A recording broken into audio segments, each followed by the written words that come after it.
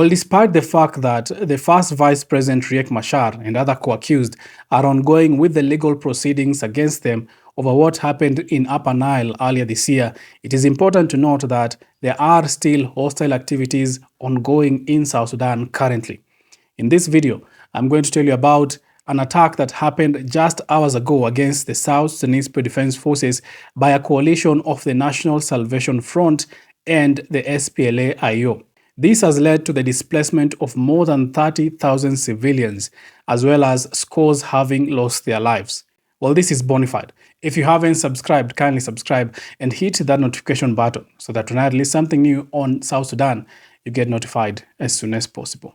Well, the local officials of Mundri East County, Western Equatorial State, have reported that nearly 30,000 civilians have been displaced by a combined force of the National Salvation Front (NAS) rebel group and the Sudan's People Liberation Army in opposition SPLA-IO. According to Mundri East County Commissioner John Henry Ngalamo, clashes began at 4 a.m. on Wednesday when the NAS and SPLA-IO attacked an SSPDF base in Kediba Payam. Now, why is this very important to note at this point? Because the arrest of the first Vice President Dr. Riek Machar as well as other co-accused was to prevent such events from happening in South Sudan. The happenings that took place in Upper Nile that led to the shooting down of that UN helicopter and the loss of lives of generals of the SSPDF, among other soldiers, was because of these hostilities that keep on going in South Sudan.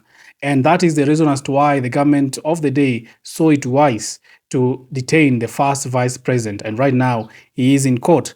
But these instances are still continuing. In fact, after the arrest of the first vice president, Dr. Riek Machar, we have witnessed an increase of these hostile attacks in different parts of South Sudan from the opposition forces as well as other militias and rebel groups that are aligned to the opposition forces. And this is also now bringing in other forces that are now aligned to the government forces, for example, the Agolek, that are assisting the government forces. Just recently, they took over a headquarters that was managed by SPLM-IO. These hostilities are still continuing, despite the fact that the first vice president is right now ongoing with this legal process. And in fact, the opposition forces are now threatening that they will go even bigger if there are consequential decisions that will be made against the first vice president in that court process. It is important to note that part of the opposition did not trust this court process, and they told Dr. Riek Machar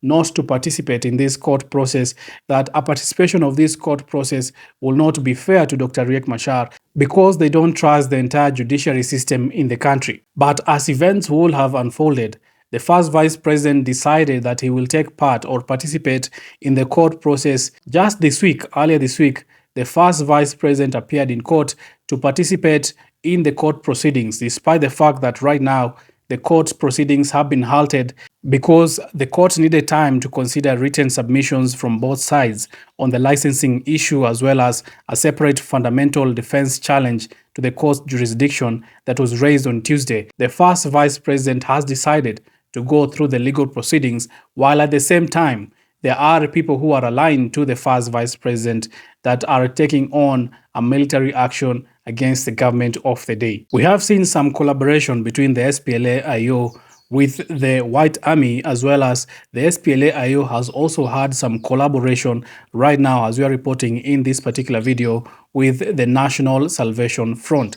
This NAS that is led by General Thomas Cirillo defected from the government army, the SPLA, citing that there was corruption, tribalism, and authoritarianism that was led by the president of the country, that is Salva Kiir. They defected from the government army, and right now they are leading this particular rebel group that is anti-government, and right now it is aligned to the SPLA-IO. They are saying that they want a change of regime. They don't want President Salva Kiir to continue to be president of South Sudan. That is why they are now in coalition with the SPLA-IO. Of course, all other rebel groups and militia that are against the government are now aligning with the SPLA-IO, and they are attacking bases of the South Sudanese Defense Forces in different parts of the country. This is not the first time that we are reporting of this attack of the opposition forces against the government forces. There have been several attacks by the opposition forces against the government bases in different parts.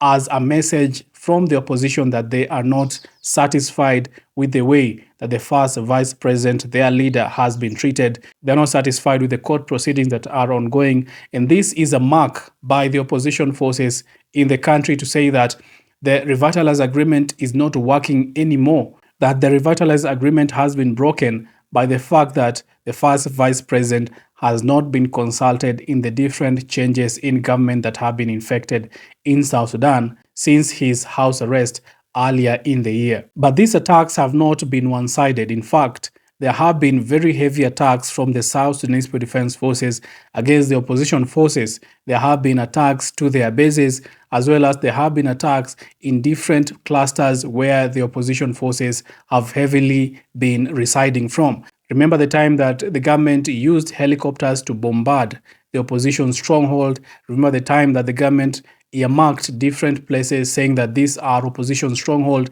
and there were different operations ongoing to fight the opposition in these particular hotspots, as well as the Uganda Defense Forces is still in South Sudan, and they are logistically assisting the South Sudanese Defense Forces to fight the opposition in the country. Therefore, the attacks that we are seeing right now, the attacks that we are witnessing from the opposition to the government are not going unanswered. The government of the day is still continuing actively to effect the operations against the opposition, and both of these forces are actively fighting against each other, even as there are these legal proceedings against Dr. Riek Machar, who has since been charged on murder, treason, conspiracy, financing terrorist acts, and crimes against humanity. Well, I will continue to keep you informed of the latest of what will come out from South Sudan.